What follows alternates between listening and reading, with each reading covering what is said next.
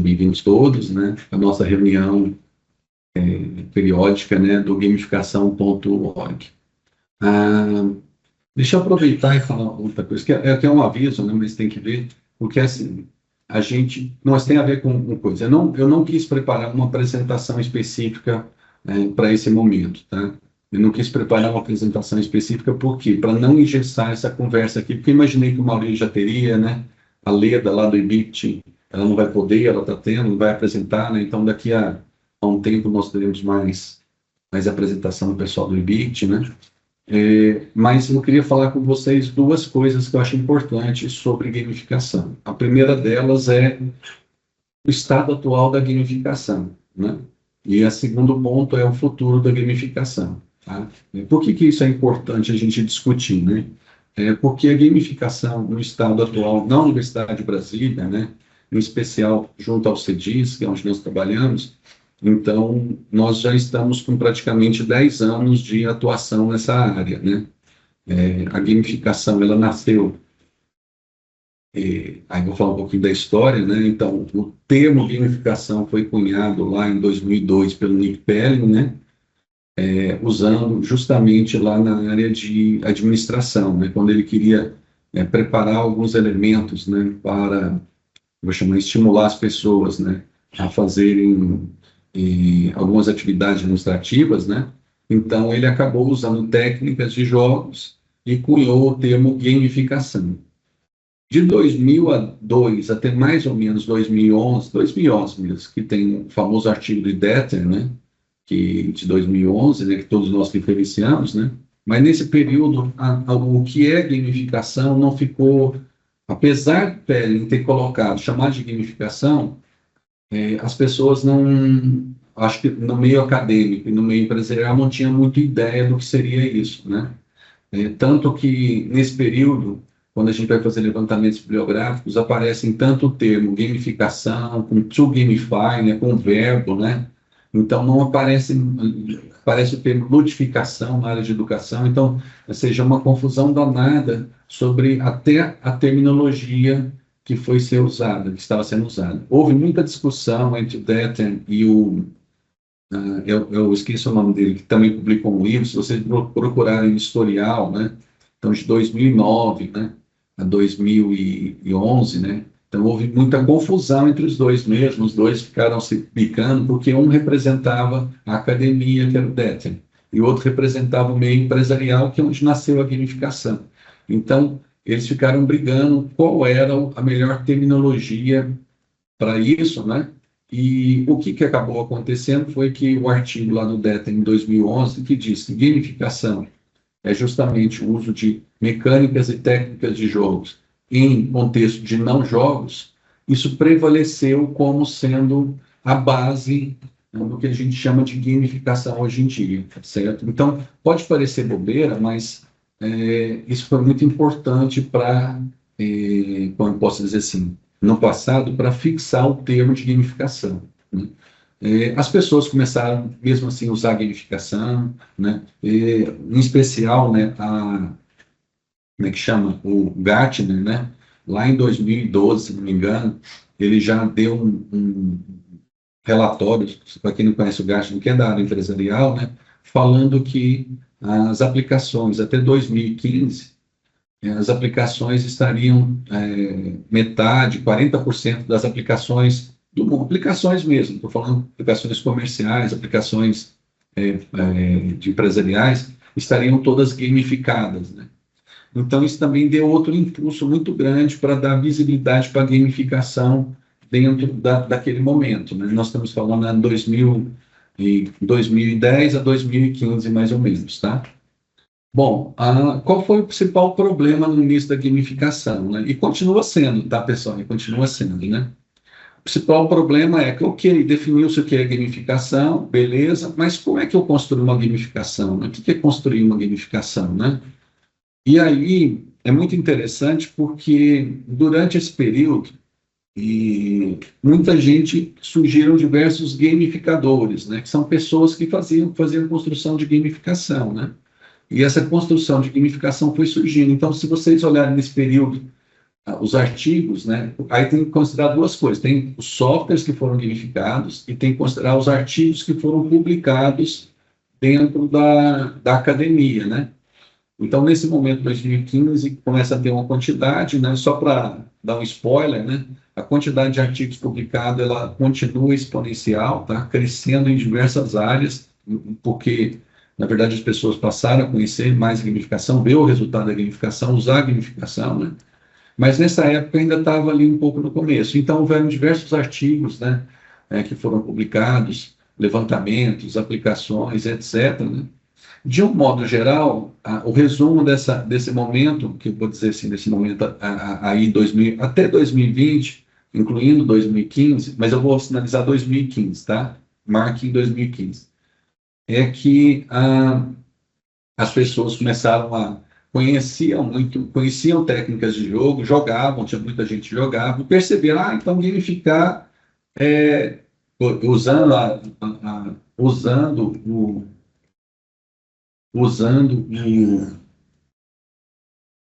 Deixa eu só mandar uma mensagem aqui, pessoal, só um pouquinho. Usando que. eh,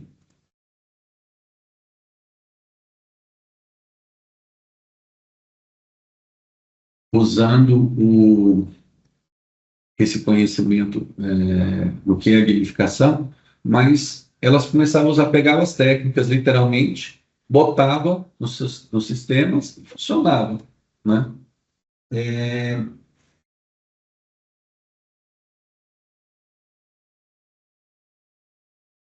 É, então, o que acontecia?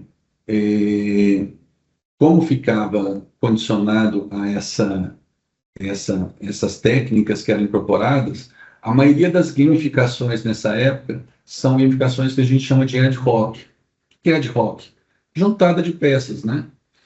E aí é importante, quando a gente vai estudar profissionalmente e academicamente a gamificação, que vem a pergunta, né? Bom, mas se todo mundo passou a usar técnicas de jogo, começou a utilizar sem saber sequer como utilizar, mas entendendo que aquilo era gamificação, por que funcionava? Por que funcionava? É uma pergunta muito simples, né? Por que funcionava? Por que, de certa forma, as pessoas se motivavam, faziam e chegavam naquilo que gamificação? Presta atenção na definição de Detter, tá? Detter não fala nada sobre resultados. Detter fala simplesmente, nem como, ele fala só o uso de mecânicas e técnicas de jogos em ambientes que não são jogos. É só isso que ele fala. Ele não fala mais nada. Então, mas o que acontece é que os jogos, em especial as técnicas de jogos, elas já são ancoradas em elementos. Quando você vai estudar as técnicas de jogo, você percebe que elas são ancoradas em elementos, alguns deles milenares já. Tem coisas que acontecem ali que são experiências junto com a raça humana, vamos chamar assim, né, com as pessoas, milenares. Tem técnicas ali, por exemplo, premiar. Quanto tempo já tem premiação? Né? Na Grécia Antiga, entendeu? Então, é algo que já está, entre aspas, embutido na psique humana, né? Há milênios. Outras não, outras não. Mas só para pegar essa palhinha aí, então por que dava certo? Porque, na verdade, continuou dando certo. É porque muitas das técnicas de jogos, em especial PBL, que a gente sabe o que é PBL, points, na verdade, pontos, medalhas e tabelas de ranking, são colocadas numa coisa que a gente chama, na psicologia, de a psicologia comportamental, né, o behaviorismo, lá de Skinner, né, do começo do século dos 1900, 900, 1920, né? Então, Skinner propôs o behaviorismo como fundamentação, como, na verdade, não é como fundamentação, a gente tem que prestar atenção que isso já existia. O que aconteceu foi que ele ele estudou e escreveu, as pessoas, então é isso que acontece, né? E aí ele definiu um escopo em que as pessoas passaram a entender o comportamental, o behaviorismo, né, que é mais coisa, que é a psicologia comportamental, e começaram a perceber que os comportamentos nossos não são ninguém, por mais que a gente se ache independente, ninguém se comporta de forma assim completamente diferentes um dos outros. Existem padrões que acontecem, existem coisas que vão acontecendo. Ninguém é individual do jeito que a gente imagina, nenhum de nós. Então, o que aconteceu? Voltando aqui, então, o behaviorismo, ele explicou essa parte de psicologia comportamental, parte dela, lógico, né? Em especial, aquilo que nós sabemos hoje de objetivos, né, ou motivações explícitas. O que são as motivações explícitas? Uma punição, é uma motivação explícita. Ah, mas punir, é claro, para você, a gente sabe hoje que para não ter a punição, você faz outra coisa, né? Ou, por exemplo, ter medalhas, ter pontos, ter ranking de comparar as outras pessoas, são coisas explícitas, motivações, né? Ganhar uma medalhinha, ganhar um dinheiro para um prêmio, né? Então, tudo isso motiva. E, na verdade, se a gente for fazer um levantamento na nossa vida desde criança, nós estamos submetidos a essa cultura, né? Então, se você sair bem na escola, você vai ter um presente no final do ano, né? Se você comer essa salada, né?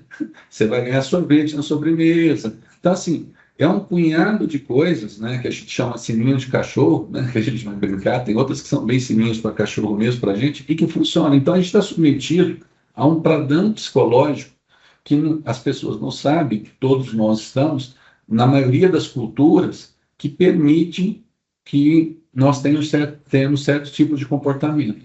E o que aconteceu com a gamificação já desde o início é que ela usou muito dessas técnicas, consciente ou inconscientemente. Eu não estou falando que a gamificação foi lá estudar necessariamente Skinner, né, behaviorismo, mas ao adotar. E as pessoas pegaram as técnicas ad hoc, quem foi criando as primeiras gamificações, usaram no seu sistema, e aí o que aconteceu? Funcionou. É simples, funcionou, mas funcionou porque a gamificação necessariamente ela estava bem estruturada, construída, etc. Não, funcionou porque já havia um padrão comportamental, né? E que os jogos, de modo geral, resumiram toda essa biblioteca eu vou chamar assim, de técnicas ao longo de milênios. Então, os jogos digitais é uma grande biblioteca, vocês têm que entender, é uma grande biblioteca no sentido de biblioteca de funções que a gente tem, vou chamar assim, no repositório, quando a gente está usando a biblioteca do Python, nós temos diversas funções, né? Os jogos são essa biblioteca que nós temos. Então, funcionou. Então, muita gente passou a usar as gamificações, e vídeo Duolingo, vídeo Waze, vídeo, que é mais para vocês, só para vocês saberem, vídeo, como é que chama? Milhas, né? Acumular milhas, né? Tudo isso nada mais é do que essas coisas, entendeu? Não foge muito disso, né? Quando eu falo Waze, não é o Waze simplesmente a camada, é mais do Waze de ter pontinhos, etc. André, por favor, pode falar. Eu adicionaria até, além desses, outros são um pouco menos, tipo, menos visíveis, eu diria, que usam bastante redes sociais como todo, Instagram e tudo mais, e até mesmo as bets e casas de aposta como um todo. Aí vai para um lado um pouco mais negativo, na minha opinião. Mas que bebem muito disso. Sim. Repete só essa última parte, André. Que é uso de técnica de identificação em bets e casas de apostas Ah, sim. para Sim. gerar o vício, no final das contas. De novo, as gamificações mais simples, né? Eu digo simples, né? Depois a gente começa a entender e estudar gamificação, elas são as mais simples, né? E funcionam. E funciona e pronto, né? Não tem como não funcionar, né? Por conta disso. Então, isso aqui é bom todo mundo entender, né? A Luciana, que ainda não sei se implantou ou não, mas vai funcionar? Vai funcionar. O começo vai funcionar. Por que vai funcionar? Porque está na cultura, na psique da sociedade. Não adianta, certo? Agora, se vai funcionar bem e continuamente é outra pergunta, entendeu? Então, isso é muito importante identificar isso. Até o cara que mexe com bet, tem uma hora que ele se cansa. Quando ele se cansa, ele cria aversão. Então, o pessoal do Banco do Brasil, nas conversas que nós tivemos, já identificaram isso, que às vezes o usuário desenvolve uma aversão à gamificação, aí esquece, não tem nem como tratar mais. Então, assim, eles têm uma tabela de casos de uso muito bons para a gente entender. A gente sabe na teoria que isso acontece, mas de entender como acontece e poder evitar. Bom, então, aconteceu que a gamificação já funcionaria por conta disso. Só que tem um detalhe, Salatiel. Quem é Salatiel? Tá? Salatiel é da minha equipe. Ele Ah, é um beleza. da minha equipe. Você quer que eu admita ou você admitiu já? Acabei de admitir. Boa tarde, Salatiel. Boa tarde. Bom, então, seja bem-vindo, tá, Salatiel? Seja bem-vindo. André já disse que você também é da equipe, né? Então, seja bem-vindo. Então, como nós estávamos falando, então a razão da gamificação funcionar, mesmo as mais... Tínhamos 4 anos quando a definição de Detten cunhou o que é gamificação. Então, 4 anos e, de repente, tinham gamificações fantásticas funcionando, atuando, né? E você falava assim, poxa vida, mas como é isso, né? Poderosíssima, né? É poderosíssimo porque estava cunhado na psicologia, no comportamento humano. Então, é importante deixar essa brecha aqui, é importante a gente entender que trabalhar com gamificação e não entender minimamente questões da psicologia, vou começar só com behaviorismo, a gente não consegue avançar muito, tá? A gente consegue fazer grandes gamificações, mas não consegue avançar nesse entendimento, vou chamar assim, em níveis mais elevados, tá? Mas vai funcionar. Estranho é assim, vai funcionar, né? Aí o que aconteceu em 2015, que eu quero voltar ao marco aqui, né? Em 2015, foi justamente quando eu conheci gamificação em 2015, mas foi em 2015 também que foi lançado o famoso livro lá do Liu Cashao, né? Do Octalazes, foi criado o Octalazes, essas coisas todas, né? E o livro, né, é um livro muito interessante, né? Eu acho assim, já tive contato com ele, tive minhas dificuldades em função acadêmica, né, de ler o livro, né, em função que ele não segue um rigor, vou chamar assim, acadêmico, né? Mas o mais interessante é que já em 2015 a gente percebeu, eu percebi que aquela proposta, o octógono, né, o Octalazes mesmo, tinha algo diferente, sabe? O que ele tinha de diferente? Ele tinha de diferente porque vamos lá, as técnicas de jogos estavam ali. As técnicas de jogos já estavam ali, estavam todas, né? Para quem leu o livro e a história do Yu Cachao, ele era um jogador compulsivo, etc. Está lá no livro, né? E, de repente, um dia ele deixou de ser e ele, até lá em 2016, eu lembro que o Ricardo, né, está ali no curso, já conheceu o Will Cachal, eu falei, ô Ricardo, faz um favor para mim, pergunta para o Will Cachal, ele se encontrava, da onde ele tirou a ideia do Octalase, né? Que eu brincava com ele, falei assim, olha, de acordo com o conteúdo, eu não estou falando o resto do livro, eu estou falando a ideia central do Octalase, né? Eu ficava pensando assim, parece um inventor assim, ele sonhou, um dia ele dormiu, sonhou com ele, trouxe, botou no papel, porque no livro não tem uma explicação. Ele explica mais ou menos a divisão, mas não fica claro de onde ele trouxe, como ele trouxe, o que ele fez, o que ele estudou, né? A ideia simplesmente brotou ali. Isso eu não estou dizendo que a ideia não seja boa, a ideia, pelo contrário, é muito boa, o Octalaz, é muito bom mesmo. E aí agora eu explico para vocês por que ela é boa, né? Como eu falei até agora, as pessoas começaram a fazer gamificação. Faziam gamificação, foram fazendo, funcionava, dava resultado. Nessa época eu achei um ou outro artigo só, que eram pessoas que não gostavam de gamificação, que aí desciam a lenha e diziam que artigos até em revistas importantes, né, que diziam, não, isso não é bom, é pior do que melhor, né? Que, bom ou mal, eram pessoas que estavam vendo mais coisas, sabe? Além da gamificação. Mas o resultado que elas testaram e viam, eu falei assim, não, elas fizeram um testezinho, uma coisa ali, e não perceberam o alcance, e deram um resultado negativo. Mas eu diria assim, de cada 20 artigos publicados sobre uso de gamificação, um só falava que deu errado, ou tinha resultado negativo. Os outros 19 era resultado positivo. Então, mas era importante esse resultado negativo. Então, o que aconteceu? Com o passar do tempo, nessa época, algumas dessas pessoas começaram a querer criar uma segunda, uma terceira, uma quarta gamificação. E aí que vem o problema, né? Aí que vem o problema. Por quê? Porque para criar uma segunda, criar uma terceira, criar uma quarta gamificação, é sempre importante a gente. É mais ou menos assim, vou trazer o terreno da computação, né? Quando a gente cria um aplicativo, aí a gente tem que criar um segundo aplicativo, a gente usa a experiência do primeiro aplicativo para criar, né? Se a gente deixar, inclusive, leva o template das telas, leva o banco de dados, etc., né? A gente quer, na verdade, inclusive, que o segundo aplicativo seja só um remake, né? Igual o carro, né? Um remake do aplicativo e tal. Aí a gente leva, né? Então, mas a gente leva a coisa boa e a coisa ruim. Mas no caso da gamificação, tem um detalhe muito interessante, que leva as coisas boas, que são da psicologia comportamental, que vai fazer funcionar. Mas as pessoas começaram, quem começou a trabalhar mais com gamificação? Boa tarde, Garrones, tudo bem? Como é que você está?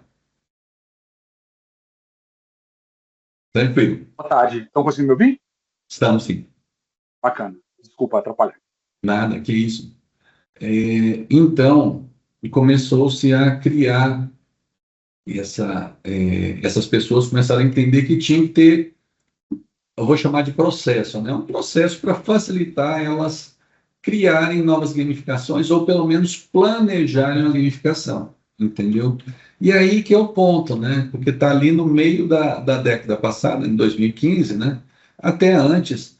Então, tem muita gente que aí, para vocês entenderem a importância de um framework como o Octalase.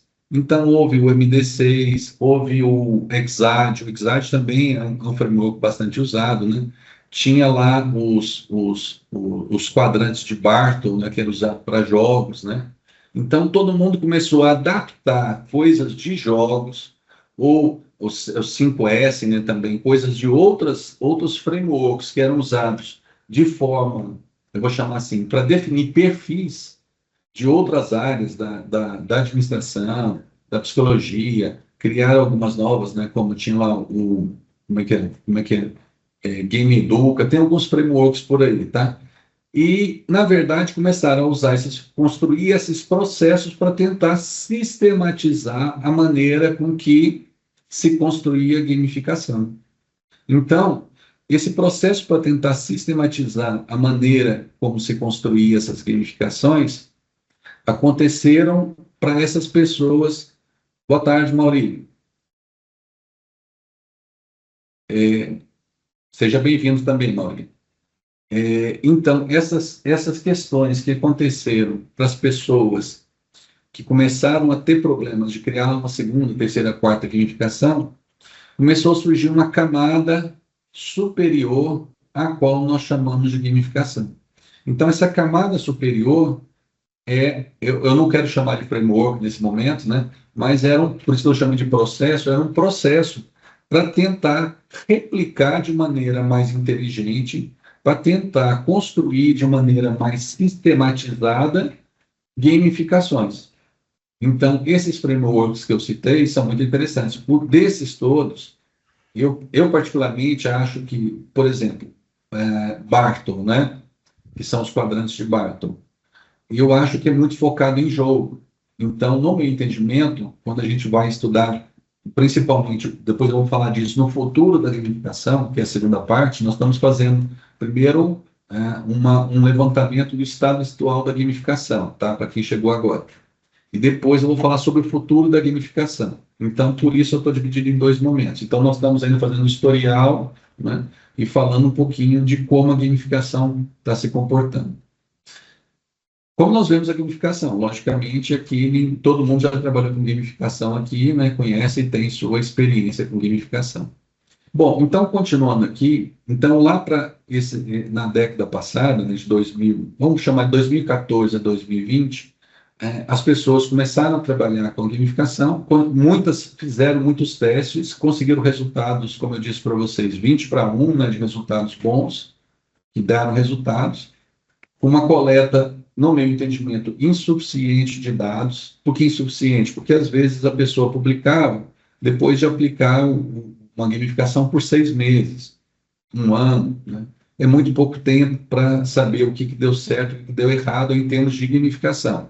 Não é em termos de resultado, né? Mas é em termos de entender se a gamificação está funcionando e por que ela está funcionando. Olha só a palavra. Por que ela está funcionando ou por que ela deu errado. Porque às vezes dá certo e nós já passamos dessa fase de entender que deu certo simplesmente porque é a gamificação. Isso aí, para mim, é anti-acadêmico, né? Anti-ciência. Fala, deu certo por quê? Eu vou falar com o devido respeito, né? Eu vou falar porque Deus quis, né? Não, eu quero entender como é que foi isso, né? E foi como Deus quis, mas eu preciso entender um pouquinho sobre isso. Então, entender por que deu certo é importantíssimo, e entender por que deu errado também é importantíssimo. Então, entender isso é fundamental para que a gente consiga dominar o futuro da gamificação. Tá? Então, voltando aqui, se nós fizermos um levantamento nos artigos científicos publicados, eu tinha esse levantamento até 2023, somente 3, mesmo havendo essa demanda de ter algo a mais, uma camada superior a simplesmente técnicas de jogo, uso de técnicas de jogo, como diz lá a Detter, essa camada de cima era pouco usada, né? Ela constitui dos artigos científicos publicados até 2023 somente 3% de todas as publicações. Nós tínhamos mais ou menos até 2023 em torno de 12 mil artigos científicos publicados sobre gamificação no mundo inteiro. Desses, somente 3% tinha essa camada superior. Como é que nós chamamos essa camada superior?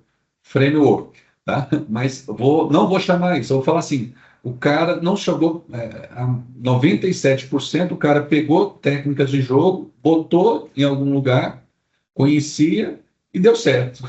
E eu já expliquei o que deu certo. Mas esses 3%, e aí eu cito aqui as conversas que a gente teve, né? A gente começou na UNB, conhecendo já o Octalazes, né, desde 2015, entendendo o potencial dele. O Banco do Brasil também começou, pelo que eu sei, mais ou menos nessa época com o Framework. O pessoal lá da UFRN, lá do Porto, não do Porto Digital, não, esqueci o nome também, do Sr. Charles lá, que a gente participa muito de banga, às vezes eu vou para lá, ele vem para cá, também já usando a necessidade de um framework para fazer. No Brasil, nós temos muita gente trabalhando em gamificação, tá? Muita gente. Então, tem, por exemplo, o Seiji Zotani, né, que já participou de bancas nossas também, né, que é lá da USP, e ele participou, né, junto com o pessoal da Finlândia, da criação do Exad, né? Então, ele usa mais o Exad, né? Mas, independente de ser um ou outro, algumas pessoas, em especial ligadas à academia, começaram a notar que criar gamificação não era só botar aquele punhado de coisas ali, juntar um punhado de técnicas. Falando um pouquinho especificamente da Funify, do software, como a Funify, desde o início, já começou atrelada ao Octalazes, então ela estava atrelada a uma camada superior. Então, isso é muito interessante, muito importante, porque estou falando assim, comercialmente falando, então ela já começou oferecendo algo que não era simplesmente, toma aqui as técnicas para vocês usarem. Não, toma aqui as técnicas sob uma camada de processo, estou chamando de processo, etc. Né? Bom, vou voltar aqui e falar um pouquinho sobre esses frameworks, porque eu acho importante falar sobre framework. E, logicamente, eu adoro, quem trabalha comigo sabe, né? Vai para o Octalazes mesmo, etc, né? Eu tenho que fazer, de vez em quando eu faço o último que eu fiz, o Pente Fino, foi em 2023, que eu tive tempo para parar, né? Alguém, não eu mesmo fazer, porque pode pedir para alguém fazer um levantamento de quais frameworks estão aí, etc, né? Mas foi em 2023 que eu me fiz, levantei todos eles, Educa-C, Educa3C, né? Exad, MD5, 5S, né? Então, estudei todos eles, reestudei e cheguei à conclusão, na minha opinião, que o Octalazes oferecia as melhores condições de... olha só o que eu vou falar, muito importante nesse momento. oferecia as melhores condições de entender o que é uma gamificação. Não é necessariamente a ponte é fácil de cruzar, por isso que o Oi Cachau vende muito produto, né? O Ricardo tá milionário, né, etc., porque funciona, né? Mas a ponte que eu estou falando é de entender como é que funciona a gamificação. E aí eu volto ao ponto que eu falei, por que a gamificação, mesmo as mais simplesinhas, funciona? Porque o framework Octalaz está fortemente sedimentado em duas teorias psicológicas muito fortes e que essas teorias explicam o comportamento humano, né? E quais são essas duas teorias? A teoria que eu já falei do comportamento, do behaviorismo, né, a psicologia comportamental, e mais recentemente a chamada motivação intrínseca, na teoria da autodeterminação, que explica justamente a questão das motivações intrínsecas, que é lá de grandes psicólogos americanos, né, da década de 80, né? Só que eles publicaram o livro deles só em 2014, o livro completo, chama Self-Determination Theory, né? Livro dessa grossura, vale a pena ler. E eles criaram o entendimento da metodologia, da motivação implícita e da motivação explícita. A explícita está atrelada ao behaviorismo. E a implícita, eles começaram a explicar.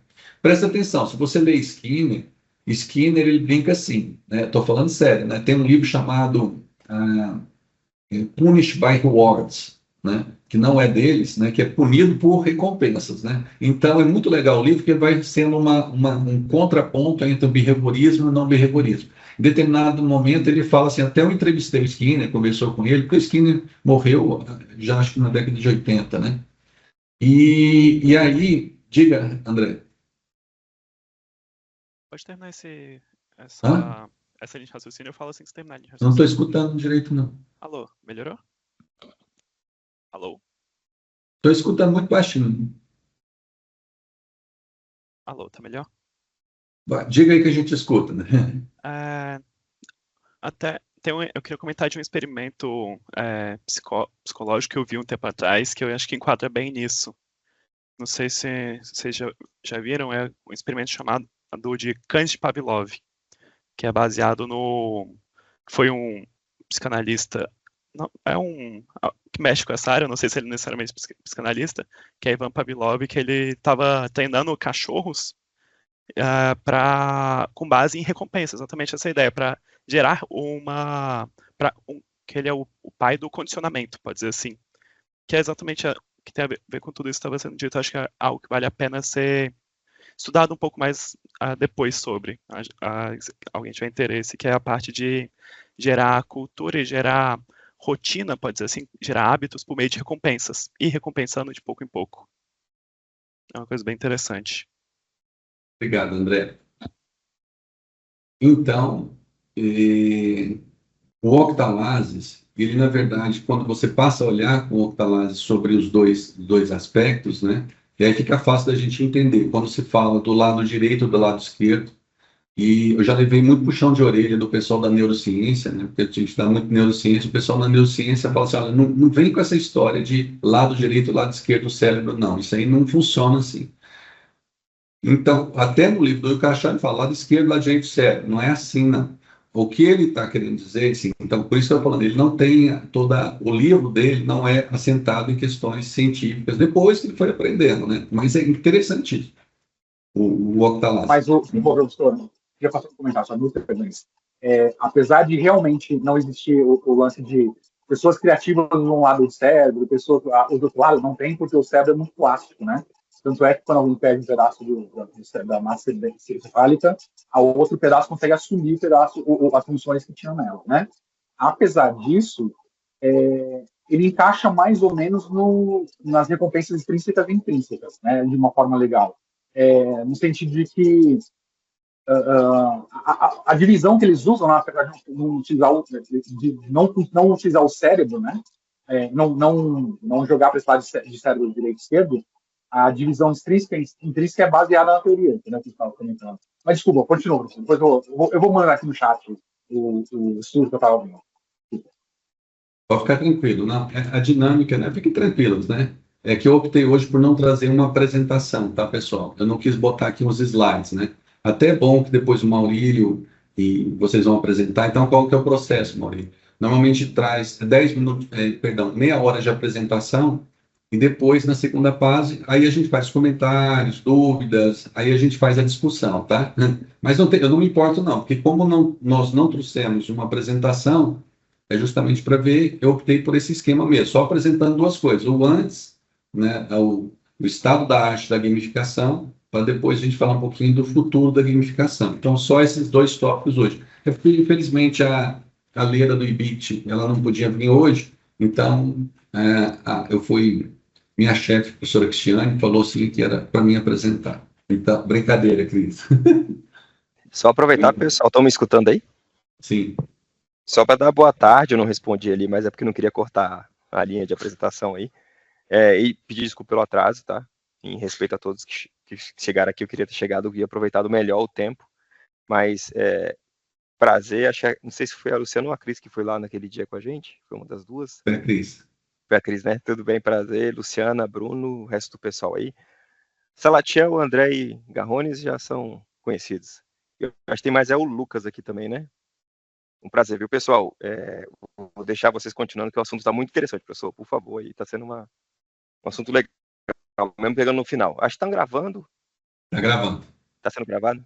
Tá, se tiver uma forma de compartilhar depois, eu queria assistir desde o início, se for possível. Se não, tudo bem, depois o André me passa um compiladão aí. Obrigado, gente. Pode continuar, professor, obrigado. Só aproveitando, só para quebrar um pouquinho, né, da minha parte, né, não estão presentes hoje aqui, né, o professor George, que trabalha com gamificação também, ele não pôde estar presente hoje aqui, né, tem também mais 1 ou 2 alunos de graduação que trabalham com ele, que também não estão presentes hoje, né, está o Lucas aqui, mas também tem o Arthur, né, que fez mestrado comigo, né, que também está presente, né, o Públio também está aqui, o Públio, ele fez mestrado conosco, né, lá no PPCA, né, ele é da Polícia Militar, né, e ele fez uma gamificação muito interessante. A Luciana fez mestrado conosco também, ela é da Embrapa, né, trabalhou com processos, é muito bom. O Bruno está fazendo mestrado aqui conosco, trabalhando com gamificação e gestão de projetos, né, então, Bruno Melo está aqui, a professora Cristiane já conhece, né? Então, e tem mais outras pessoas que hoje não puderam vir, né? Tem o Ayrton, né? Que trabalhou comigo no mestrado lá na Federal do Espírito Santo, e ele é da Polícia Federal agora lá em Campinas, mas hoje ele me mandou mensagem dizendo que ele não podia, que ele está de férias, né? Está participando também. Tem mais um punhado de pessoas, somando aí, talvez por vocês, mas são umas 20 pessoas, tá? Então, legal, fique tranquilo, tá? Perdão, Públio, eu não vi aqui na lista, tá? Prazer, Públio. Sem problema, sem problema. Bom, então, continuando, né, um dos grandes ganhos que eu acho, né, desse momento foi o Octalysis, porque o Octalysis é um framework, se você comparar com o Exact, se você comparar com Bartle, por exemplo, você nota assim, que eles são muito focados na perspectiva do perfil do usuário já final. Enquanto que a gente, para entender a gamificação, no meu entendimento, logicamente, eu vou colocar na minha perspectiva, tá, pessoal? Logicamente, cada um pode ter sua perspectiva. Até depois vocês podem até brigar comigo e não concordar, não tem problema, tá? Na parte final, vocês falam, não, isso é uma bobeira. Não tem problema. Esse tipo de discussão é para a gente vir aqui mesmo. Mas sobre a minha perspectiva, ele fornece um elemento intermediário entre a psicologia, a psique humana, em especial o estudo sobre motivação, ele resolve um resumo sobre motivação e, ao mesmo tempo, ele aponta para as técnicas de jogos de uma maneira muito clara, que nos permite mapear um com o outro. Esse mapeamento, independente de como a gente vai usar o Octalysis, ele faz uma ponte, no meu entendimento, fantástica entre essas duas coisas. Por quê? Porque, na essência, quando a gente vai falar sobre gamificação, para que serve gamificação? Gamificação serve para motivar pessoas, ponto. Só isso, motivar pessoas. E essa motivação pode gerar engajamento. E o engajamento normalmente está associado àquilo que nos interessa. Mas a gamificação, ela motiva pessoas. Bom, então, no fundo, a gente tem que entender essa motivação. Eu não sou psicólogo, acho que a maioria das pessoas aqui não é psicólogo, Então, para mim, o Octalase fornece essa ponte muito simples, né, de fazer essa coisa de visualizar esse processo de motivação. Mais do que Bartle, por que Bartle? Porque Bartle, para mim, essa é a minha opinião, ele já visualiza o perfil final do usuário. É usuário agressivo, vamos falar, é um usuário de uma forma. Então, você está dando o perfil direto para a pessoa. Mas quem é a pessoa? O que motiva ela? Aí você vai falar, motiva ela a ser agressiva, né? Agressiva assim, não, no jogo, né? Sim, mas aí já eu vejo como resultado, entendeu? Eu vejo assim, como se eu tivesse rotulado o resultado da pessoa, mas eu queria entender mais um pouquinho, porque eu creio que apesar dela ser, eu vou chamar assim, direta num determinado ponto, aquele jogador agressivo, eu acho que em outros momentos ela pode não ser. E isso não captura Barton, porque a gente coloca, estou falando Barton, que eu faço, a gente bota em cada quadrante as pessoas e pronto, aí vou botar as pessoas para jogar daquela forma que elas se comportam. E isso é ruim, no meu entendimento, por quê? Porque a gamificação, quando a gente começa a trabalhar sério com gamificação, a gente começa a perceber que a gente precisa também, ela serve para diversas coisas. Uma delas é para moldar novos perfis comportamentais, para ajudar as pessoas a ir para algum lugar bom. E se é para ajudar as pessoas a ir para um lugar bom, você tem que saber como é que ela vai, diante das motivações que ela tem, como é que ela vai caminhando para outro local. E aí, Barton, estou citando Barton, tá, pessoal, sem nenhuma coisa. Eu acho que para jogo é fantástico. Fica muito restrito. Como é que eu vou fazer a pessoa sair de um perfil agressivo para um perfil, sei lá, de descobridor, né? Então, não dá essa clareza, porque eu não sei, é muito generalista, né? Enquanto que quando eu olho, traço um perfil individual da pessoa dentro do Octalases, você começa a ter um mapa, vou brincar assim, psicológico melhor da pessoa. Então, isso aí nos permite trabalhar muito mais como seria a gamificação no futuro do que no presente, entender? E também, com isso, a gente consegue mapear, que aí foi o trabalho muito legal de Cachal, ter a sensibilidade de, além de montar, eu acho que ele sonhou isso, o Octalaz, eu digo para você, sonhou, um dia ele acordou de manhã e sonhou. Eu perguntei isso para ele lá, ele falou, não, é aquilo. Mas, assim, aquilo é o que está na psicologia que eu estou falando para vocês. Eu quero saber como é que você imaginou aquilo, é diferente. Então, a outra sensibilidade muito legal foi já dar o ponto de partida das técnicas de jogos associadas àquela non-score drive. Então, ele permitiu sair da psicologia para a materialidade de usar as técnicas de jogo. Então, isso aí foi fantástico, porque ele fez é um middleware fantástico para a gente implementar. É assim que eu vejo. Então, hoje, olhando para trás, eu falo assim, poxa vida, eu dei sorte. Pô, você está usando gamificação e está usando o Octalaz até hoje, por quê? Porque você trombou com isso em 2015 e achou que não quer mudar de coisa? No meu entendimento, não. É porque ela continua oferecendo, até pelo menos até 2023, eu tenho que atualizar, né? A gente está sempre procurando.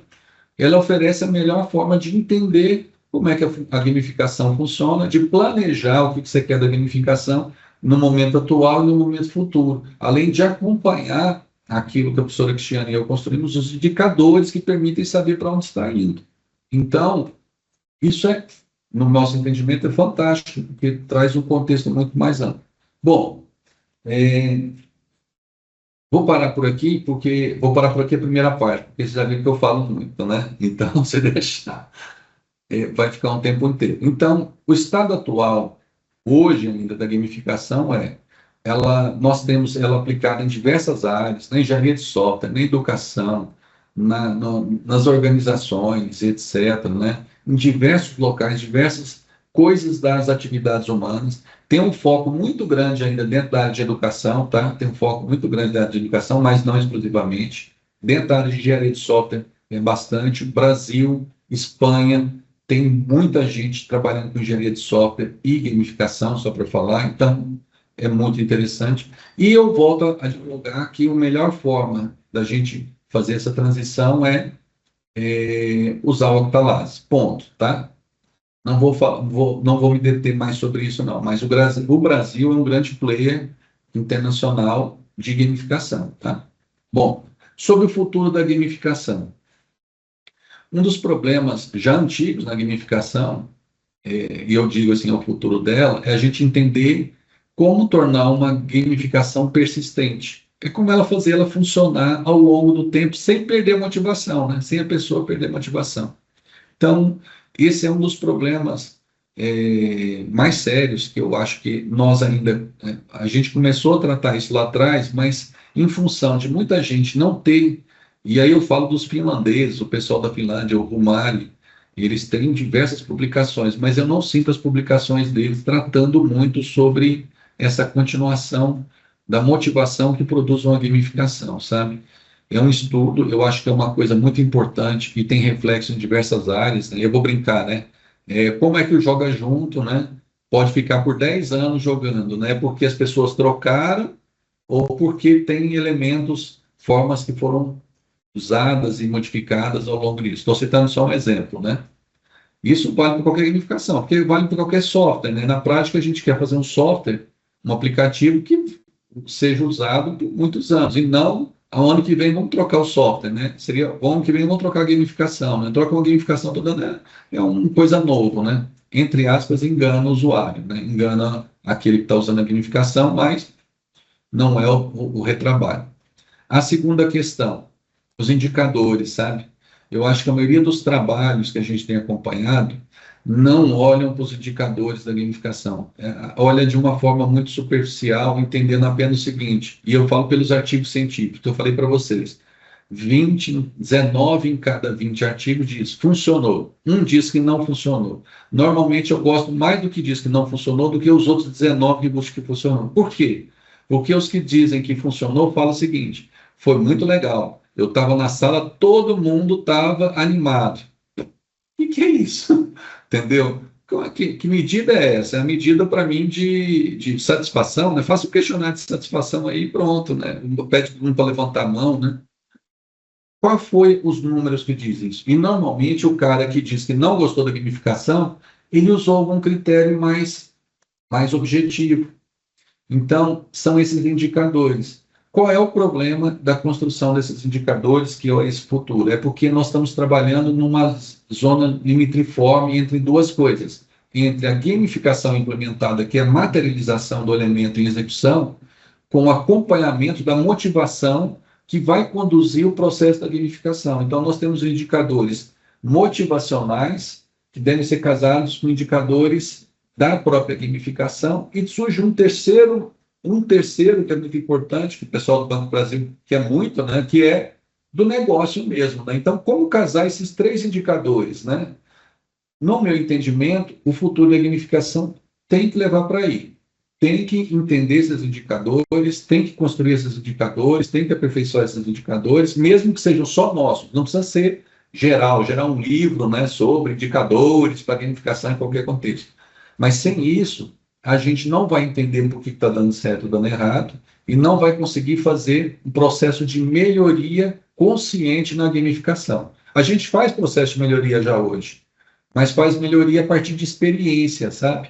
E aí é um gamificador, eu vou brincar, é como o Yokashao, né? Ele vende o serviço, né? Olha, deixa eu vender aqui para você. Não, eu quero entender por que você fez isso e tal, mas não. Então, os indicadores é uma forma de entendimento sobre isso. E o outro, por fim, outra continuação, né? Então, como eu falei para vocês, né? Então, na continuação do futuro da gamificação, eu acho que é integrar a gamificação em outros setores da vida humana, sabe? Então, já existe isso. Nós temos um livro lá da Reality Broken, né? Que fala sobre isso lá atrás, mas eu acho que, falando inclusive sobre diversas formas para emagrecer, para a vida das pessoas, né, etc., né? Ela já é usada em diversos locais, mas eu acho que a gente tem que criar, e aí eu louvo o Lumens do Banco do Brasil, né? Puxando saco não, tá, Maurício? Porque ao fazer uma trilha para ensinar a gamificação para a pessoa fazer, eu falei para vocês aquele dia, é um sonho meu que a gente tivesse uma possibilidade de ensinar o usuário comum a criar sua própria gamificação, para que ele também se beneficiasse, ele mesmo e um conjunto de pessoas associadas a ele, né? Então, eu acho que isso eu vou chamar de popularização da gamificação enquanto elemento possível para a sociedade, respeitando, logicamente, ética, comportamento e uma série de outras coisas. Esses são os três fatos né? E aí, eu vou dizer assim, a gamificação com impacto social, né? Que é algo que a gente está trabalhando também muito dentro do CETIS, que é software com impacto social, né? Então, eu acho que o futuro da gamificação, se eu tivesse que apontar, né, seriam essas três coisas, tá bom? Bom, agradeço a todos, né, pela paciência, né, e não ter trazido vou chamar assim, uma transparência para ficar guiando, né, mas pelo menos a gente pode estar se vendo. Abro a palavra a todos aqueles que quiserem comentar, criticar, perguntar, estejam à vontade. E já antecipando, Maurílio,